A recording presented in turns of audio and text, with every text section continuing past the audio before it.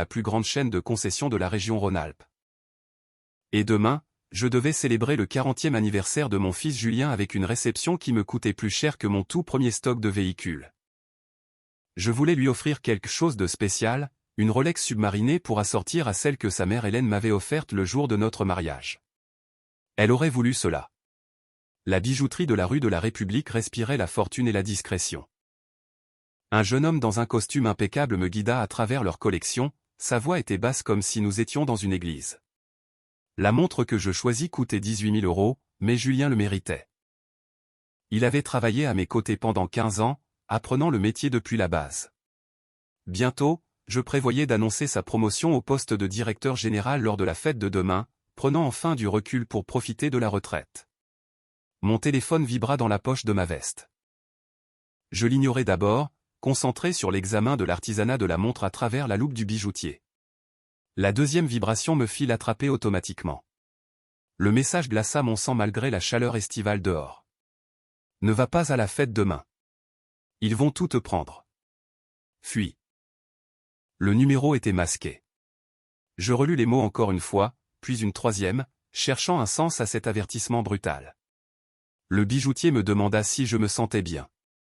Je lui dis que j'allais bien, que c'était juste les souvenirs du mariage qui me rendaient émotif. Le mensonge vint facilement après des décennies de négociations commerciales. Je terminai l'achat avec une efficacité mécanique, signant le reçu d'une main qui tremblait légèrement. Le coffret de la Rolex semblait plus lourd qu'il ne le devrait alors que je le portais vers ma DS9. Qui enverrait un tel message? Qui me voulait effrayer? J'essayais d'appeler le numéro mais rien, pas même une messagerie, juste un silence qui s'étirait à l'infini. Le trajet de retour vers ma maison à Écully prit 40 minutes à travers le trafic du jeudi après-midi. Mon esprit parcourait les possibilités tandis que mes mains agrippaient le volant. Un concurrent essayant de saboter la célébration familiale. Un ancien employé mécontent. Une sorte de farce élaborée. Aucune des explications n'avait de sens. Ma maison était vide et silencieuse, Hélène étant décédée il y a 3 ans après son combat contre le cancer. Le réfrigérateur bourdonnait sa chanson solitaire pendant que je me versais 2 doigts de cognac et fixais mon téléphone. Le message restait inchangé, sa menace ni clarifiée ni diminuée par les heures qui passaient. À 19h43 ce soir-là, un autre message arriva. Je sais que vous ne faites pas confiance aux avertissements anonymes mais j'ai des preuves. Prenez une chambre à l'hôtel Marriott de la Cité Internationale ce soir. Ne le dites à personne. Demain matin je vous montrerai tout. Mon esprit logique se rebellait contre l'idée de suivre les instructions d'un inconnu. 67 ans d'expérience de vie m'avaient appris à exiger des vérifications, à exiger des preuves avant de prendre des décisions. Mais quelque chose dans mes tripes, ce même instinct qui m'avait guidé à travers des acquisitions rentables et loin des mauvaises affaires, me chuchotait que je devais écouter. Je préparais un sac de voyage avec la précision d'un homme qui avait voyagé pour affaire toute sa vie adulte. Un costume, des articles de toilette, mon ordinateur portable et le dossier de documents que je gardais toujours dans mon coffre-fort personnel. Relevé financier, titre de propriété, organigramme de l'entreprise. Je ne savais pas pourquoi je les prenais, mais les mots du mystérieux messager résonnaient dans mon esprit. Tout. Le hall de l'hôtel étincelait sous les lustres en cristal et les sols en marbre. Je pris une suite avec vue sur le parc de la Tête d'Or, payant en espèces pour éviter une trace que je ne pourrais pas expliquer. La chambre coûtait 800 € la nuit, mais la vie privée valait n'importe quel prix. Le sommeil refusa de venir. Je m'allongeai dans le lit king size, regardant les ombres ramper sur le plafond pendant que Lyon brillait à travers les baies vitrées. La fête d'anniversaire de Julien était prévue pour demain à 18 h dans un château du Beaujolais. 200 invités, un orchestre de jazz, un traiteur qui coûtait 14 000 €. J'avais planifié chaque détail avec la précision que j'appliquais à la gestion des stocks. Maintenant, quelqu'un voulait que j'abandonne tout. Mon téléphone sonna à 6h15 le matin. Le numéro était local mais inconnu. Allô. Ma voix était cassée par le manque de sommeil et l'anxiété. Monsieur Perrin, cela fait longtemps. La voix portait un certain poids et une certaine lassitude. C'est François Ducas. Le nom me frappa comme une collision. François Ducas avait été mon directeur financier pendant 12 ans avant que je ne le licencie il y a 8 ans. Ses problèmes d'alcool étaient devenus incontrôlables, affectant son travail, causant des erreurs qui coûtaient de l'argent à l'entreprise. Nous nous étions séparés en mauvais termes avec des avocats impliqués et des menaces échangées. Je ne lui avais pas parlé depuis. François, pourquoi me contactez-vous? De quoi s'agit-il? Retrouvez-moi au parc de la Tête d'Or dans 1 heure vers la Roseraie. Venez seul. N'apportez rien d'électronique sauf votre téléphone. Sa voix devint plus basse. Je suis désolé pour tout ce qui s'est passé entre nous, mais ce que je vais vous montrer est plus important que notre passé. Il raccrocha avant que je ne puisse répondre. Le parc ouvrait tôt. J'arrivai à 7h45, assis dans ma voiture pendant que les joggeurs du matin passaient. François apparut exactement à 8h, marchant vers ma voiture avec la démarche prudente d'un homme qui avait appris des leçons difficiles sur la sobriété. Il paraissait plus vieux, plus gris, mais ses yeux avaient une clarté qui leur manquait durant ces dernières années dans ma société. Nous marchâmes en silence jusqu'à un banc isolé. François s'assit lourdement, sortant une enveloppe de la poche de sa veste. Il y a 3 semaines, j'ai commencé à travailler comme comptable pour le cabinet Meunier et Associés, une petite firme à Villeurbanne. Ses mains tremblaient légèrement alors qu'il ouvrait l'enveloppe. Votre belle-fille, Marine, les a engagés pour s'occuper de certaines affaires financières privées. Elle ne connaissait pas notre histoire. Quel genre d'affaires financières? François sortit une pile de papiers. Je n'étais pas censé voir ça, mais l'un des jeunes comptables les a laissés sur le photocopieur. Quand j'ai vu votre nom, j'ai fait mes propres copies. Les documents rendirent ma vision floue. Un projet de demande de mise sous tutelle me désignant comme la personne à protéger. Des demandes d'évaluation médicale auprès de médecins que je n'avais jamais consultés. Une évaluation préliminaire de la valeur du groupe Autolux. Et un calendrier écrit de la main de Marine décrivant les étapes pour prendre le contrôle de mes actifs dans les 6 mois. La demande prétendait que je montrais des signes de démence, que j'étais devenu un danger pour moi-même et pour l'entreprise familiale, et que mon fils Julien, en tant que seul parent vivant, devait recevoir la pleine autorité sur mes finances et mes décisions de santé. C'est impossible. Ma voix semblait lointaine, appartenant à quelqu'un d'autre. Julien ne ferait jamais ça. L'expression de François montrait une sympathie sincère. Il y a plus. Il sortit son téléphone. J'ai enregistré ceci il y a 2 jours devant le bureau du cabinet. Marine ne m'a pas vu sur le parking. Il appuya sur lecture. La voix de Marine remplit l'air matinal, nette et professionnelle. Les médecins sont prêts. 3 d'entre eux témoigneront qu'ils présentent des troubles de la mémoire. Julien prépare le terrain depuis des mois, faisant des commentaires aux employés sur la confusion de son père, les réunions oubliées, les répétitions. Au moment où l'audience pour la tutelle aura lieu, tout le monde y croira. Une voix masculine répondit, une voix que je reconnus. Mon fils. Une fois que nous aurons le contrôle, à quelle vitesse pourrons-nous vendre? Demanda Julien. Les avocats disent 90 jours minimum. Le rire de Marine était froid. Mais l'acheteur de Paris est déjà trouvé. 42 millions pour toute la chaîne. Nous partageons en 3 avec le cabinet Meunier qui prend sa commission pour avoir facilité les choses, et nous sommes aux Bahamas pour Noël. Je m'agrippais à la coudoir du banc, mes doigts s'enfonçant dans le bois. L'homme qui parlait de vendre le travail de ma vie était mon fils. Le garçon que j'avais élevé, formé, à qui j'avais confié tout ce que j'avais bâti. Il prévoyait de me faire déclarer incompétent et de liquider 40 ans de travail pour le profit. Pourquoi m'aidez-vous? La question sortit dans un murmure après ce qui s'était passé entre nous. La mâchoire de François se crispa. Parce que vous aviez raison de me licencier. J'étais une épave et je nuisais à votre entreprise. Il m'a fallu 5 ans de sobriété pour l'accepter. Il croisa mon regard directement. Mais vous m'avez aussi donné 15 ans de bon travail avant cela. Vous avez payé les études de ma fille quand mes assurances ne couvraient rien. Je n'ai jamais oublié ça. Même quand j'étais trop ivre pour dire merci.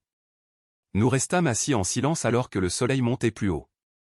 Mon monde s'était effondré en l'espace d'un enregistrement audio. Tout ce que je pensais savoir sur ma famille était un mensonge. Que dois-je faire maintenant? La question semblait pathétique. Un vieil homme demandant conseil à un ancien employé. François me tendit l'enveloppe avec tous les documents.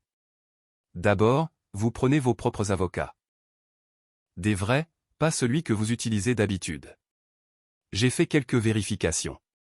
Votre avocat actuel, Maître Bernard, a eu des réunions privées avec Marine pendant des mois. Il est compromis. La trahison se multipliait. Bernard gérait mes affaires juridiques depuis 20 ans. Il avait rédigé mon testament, structuré mes avoirs commerciaux, m'avait conseillé sur chaque décision majeure. Maintenant, il conspirait avec ma belle-fille pour voler mon héritage. Deuxièmement, vous avez besoin de preuves que vous êtes mentalement compétent. Faites-vous évaluer par des médecins qu'ils ne contrôlent pas, créer une trace écrite prouvant que vous avez toute votre tête. François se pencha en avant. Troisièmement, et c'est important, ne leur laissez pas savoir que vous savez. Pas encore. Laissez-les penser que leur plan fonctionne pendant que vous préparez votre réponse. Je passais les 6 heures suivantes dans un état second suivant les conseils de François avec la précision mécanique d'un homme marchant dans un cauchemar. J'appelai un cabinet d'avocats à Marseille spécialisé dans le droit des successions et la défense contre les abus de faiblesse. Ils acceptèrent de me voir immédiatement après avoir entendu ma situation. Le trajet vers Marseille dura 2 heures. Je l'ai passé à écouter l'enregistrement de François en boucle, chaque écoute enfonçant le couteau plus profondément. La voix de Julien discutant du prix de vente, les calculs de Marine sur le calendrier, leur cruauté décontractée envers un homme qui leur avait tout donné. Les avocats marseillais furent efficaces et furieux pour moi. En 3 heures, ils avaient préparé une contre-documentation, programmé des évaluations médicales indépendantes pour le lendemain matin et commencé à enquêter sur le cabinet Meunier et Associés pour preuve de conspiration. Ils déposèrent également des documents préliminaires pour geler toute tentative de transfert de mes actifs. Vous avez des options, me dit l'associé principal. Vous pourriez aller à la police dès maintenant. La tentative de fraude à la tutelle est un délit grave, mais si vous voulez un impact maximum, si vous voulez vous assurer qu'il n'essaie jamais cela avec quelqu'un d'autre, vous devez les prendre en flagrant délit. Que voulez-vous dire? Il s'adossa dans son fauteuil en cuir. La fête de demain, 200 témoins, laissez-les se pendre en public. Je retournai à Lyon alors que le soleil se couchait, peignant le ciel de nuances orangées. La fête d'anniversaire était dans moins de 24 heures. J'avais des décisions à prendre sur la façon de gérer la confrontation, sur le genre de père que je voulais être dans mon dernier acte. La réponse vint plus facilement que prévu. Le vendredi matin apporta 3 rendez-vous avec des médecins indépendants, qui confirmèrent tout ce que je savais déjà. Ma fonction cognitive était excellente pour mon âge. Ma mémoire était vive, mon raisonnement sain, ma capacité mentale intacte.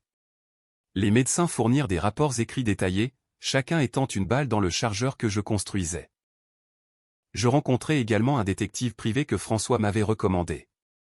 En quelques heures, il avait obtenu des preuves supplémentaires. Des images de vidéosurveillance du bureau de Meunier montrant Marine et Julien rencontrant des comptables. Des relevés bancaires indiquant des paiements de ma belle-fille au médecin qui m'avait prétendument évalué. Des échanges de courriels entre maître Bernard et le cabinet Meunier discutant du calendrier de la mise sous tutelle. La conspiration était vaste et bien planifiée. Ils avaient passé des mois à préparer le vol de mon identité, de mon argent, de mon indépendance, tout en souriant lors des dîners de famille et en acceptant ma générosité. La grande salle de réception du château était spectaculaire.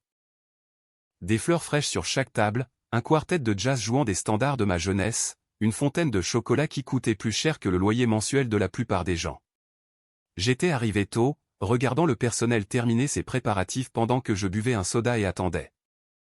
Julien et Marine arrivèrent à 17h30, habillés impeccablement, rayonnant la confiance de personnes qui croyaient que leur plan se déroulait parfaitement. Mon fils m'embrassa avec un enthousiasme qui semblait maintenant surjoué. « Papa, c'est incroyable. Tu n'avais pas à faire tout ça. » Je souris comme j'avais souri lors de négociations difficiles pendant 40 ans. Rien n'est trop beau pour mon fils. Les invités commencèrent à arriver. Des associés, des amis, des notables que je connaissais depuis des décennies. Ils offraient tous des félicitations à Julien, commentant quel père merveilleux il avait pour organiser un tel événement. Je regardais Marine faire le tour de la salle, son charme utilisé comme une arme, préparant le terrain pour la belle-fille inquiète qui témoignerait à contre-cœur sur le déclin mental de son beau-père. À 19h15, je montais sur scène. Le micro semblait familier dans ma main. J'avais prononcé des centaines de discours lors d'ouvertures de concessions, d'événements caritatifs, de conférences industrielles, mais celui-ci serait différent. Merci à tous d'être venus ce soir pour célébrer le 40e anniversaire de mon fils Julien. Je fis une pause, laissant les applaudissements se calmer.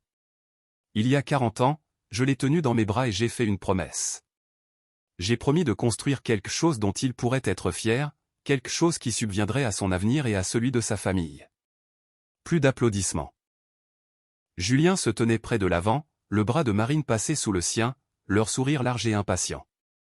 Au cours des 40 dernières années, le groupe Autolux est passé d'un petit parc d'occasion à la plus grande chaîne de concessions de la région.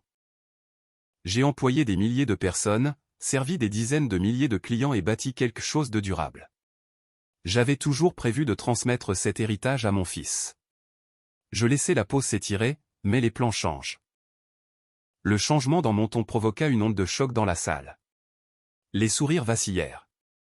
Les invités échangèrent des regards confus. L'expression de Julien passa de la fierté à l'incertitude. Il y a 3 jours, j'ai reçu un avertissement anonyme me disant de ne pas assister à cette fête, me disant de fuir.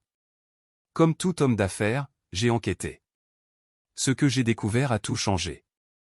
Je fis signe au technicien audiovisuel que j'avais engagé cet après-midi-là. Depuis 6 mois, mon fils et sa femme travaillent avec des comptables, des avocats et des médecins pour me faire déclarer mentalement incompétent. Leur plan était d'obtenir ma mise sous tutelle, de vendre mon entreprise à des acheteurs extérieurs pour 42 millions d'euros et de disparaître avec les profits. La salle éclata en murmures. Julien fit un pas en avant, le visage rouge. « Papa, de quoi parles-tu ? C'est de la folie.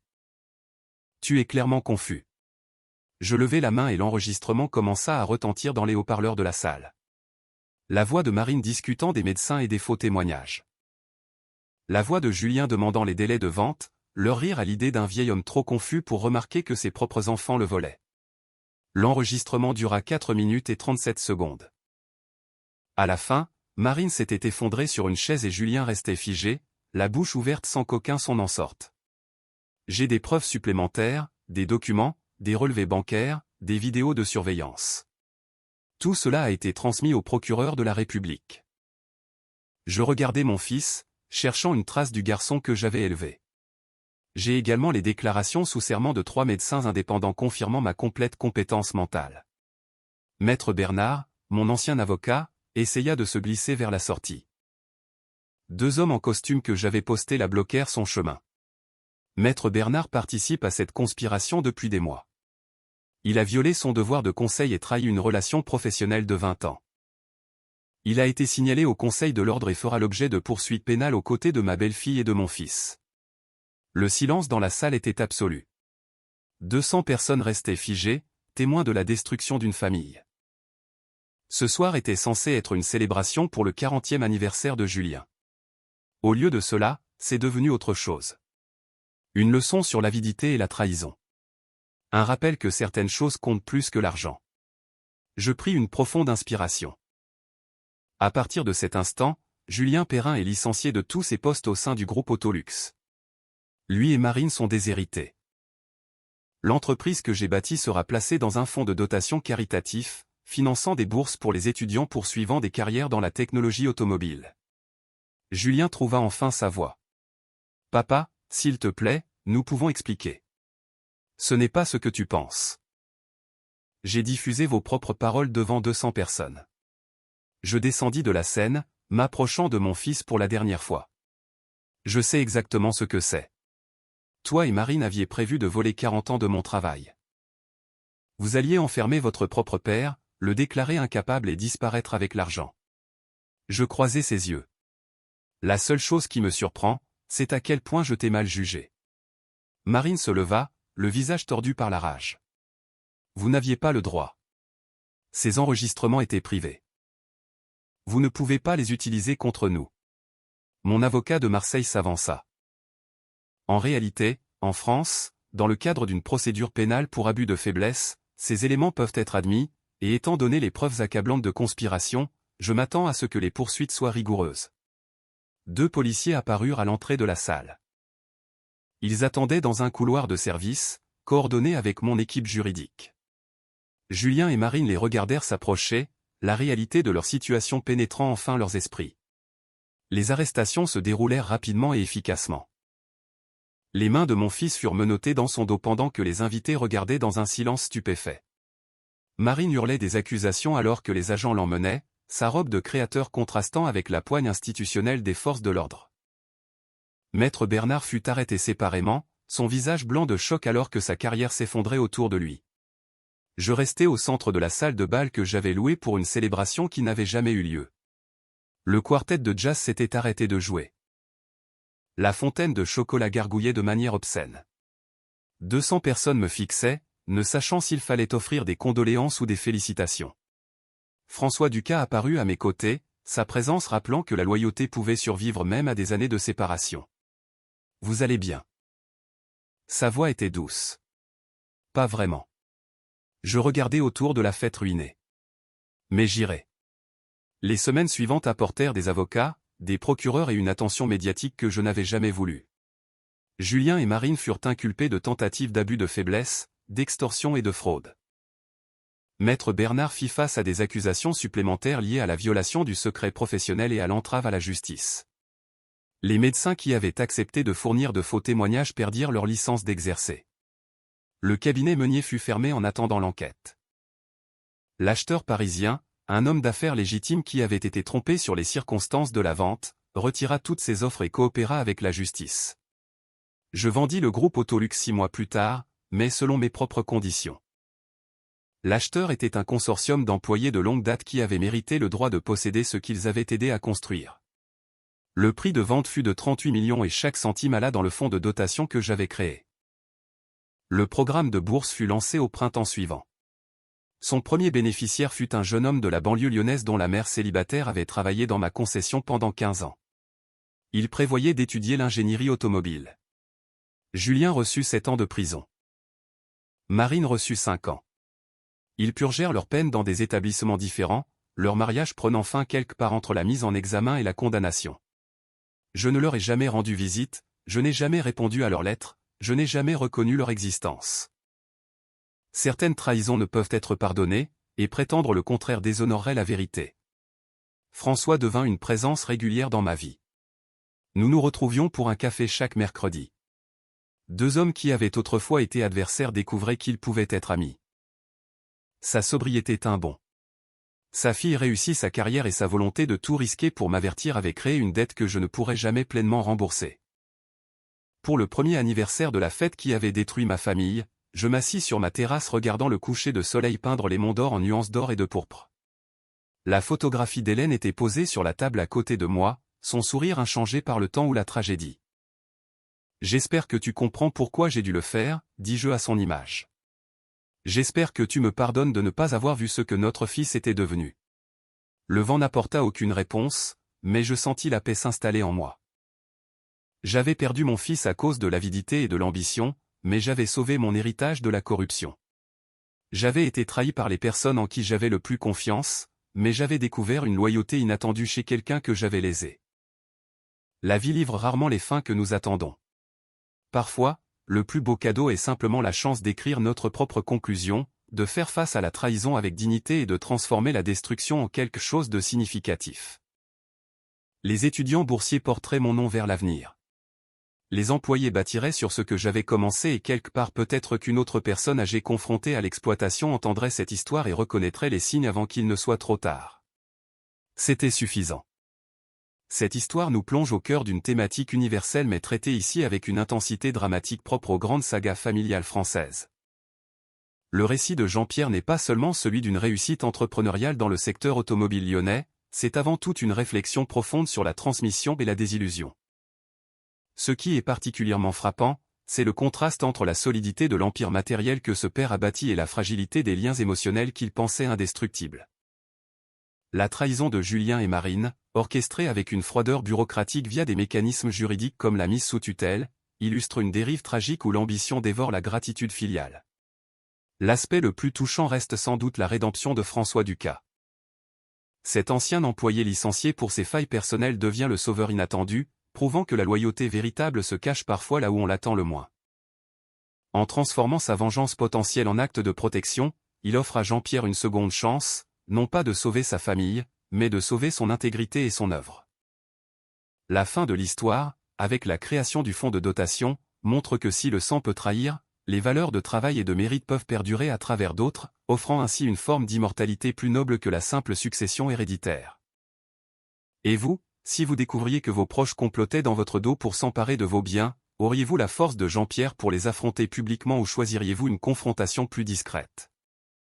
Pensez-vous que la loyauté d'un ancien ennemi peut être plus sincère que l'amour d'un enfant? Partagez votre avis dans les commentaires.